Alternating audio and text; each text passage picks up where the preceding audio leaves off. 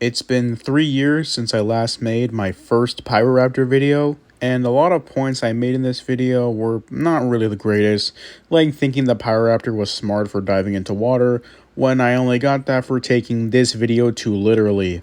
But in this remake of the Pyroraptor video I made a while ago, I'm going to be doing more research into it and explaining the good, the bad, and the speculative of the Jurassic World Dominion Pyroraptor. Let's first start off with the good, and one of the most obvious parts about the Pyroraptor that's really good is the feathering. When people imagine dromaeosaurids having feathers, they usually just think of the JP raptors with feathers glued onto them. In actuality, dromaeosaurids, and troodontids for that matter, would have been heavily feathered with wings and tail fans, making them look like birds but with longer tails, claws, and teeth. The Pyroraptor does have these details with a nice full coat of feathers with large wings and a large tail fan, and a nice addition of display feathers. It also, for the most part, does keep its hands in the correct inward-facing hand position.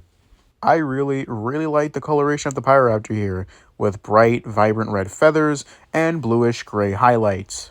But that's everything I have for the good. Now, let's move on to the bad. The first negative point I have for the Pyroraptor is the inaccurate size.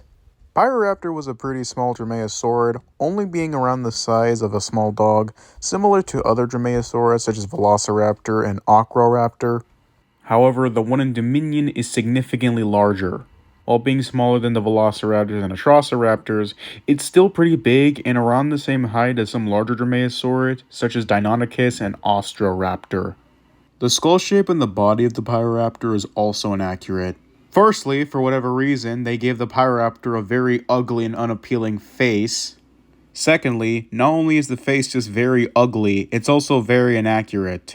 Pyroraptor is believed to have been a unilonging, dromaeosaurids with longer snouts and lightly built bodies. Since Pyroraptor was more than likely a unilonging, it would have been lightly built with a long, thin snout, similar to Austroraptor but smaller and having longer arms. The one in Dominion looks like a weird-looking Deinonychus with nice feathers and a messed-up face. Another inaccuracy is the fact that the wings of the Pyroraptor don't connect to the fingers. The wings of dromaeosaurids, as well as troodontids, would have connected to the second digit of the hand. The only fingers that would have been freed from the wings would have been the thumb and a little bit of the second digit. The Pyroraptor's wings seem to be connected to the wrist and not the fingers as it should be. But to be fair, this is a very common trope. It's very common to see feathered dromaeosaurs having their wings and fingers separated, when in actuality, the fingers and wings would have been connected. Now that we're done with the bad, let's move on to the speculatory.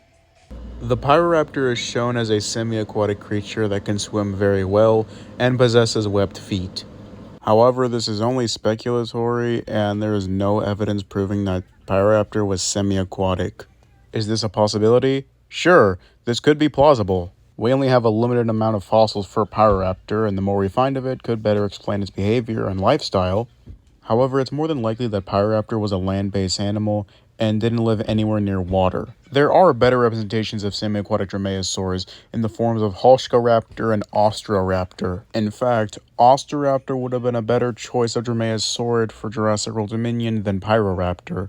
Not only was Austroraptor a very large dromaeosaurid, it was most likely a semi-aquatic dromaeosaurid. So for the Pyroraptors seen in Dominion, they should have used an Austroraptor rather than a Pyroraptor. Also because I really love Austroraptor, it's basically my favorite dinosaur aside from the Alaskan troodontid.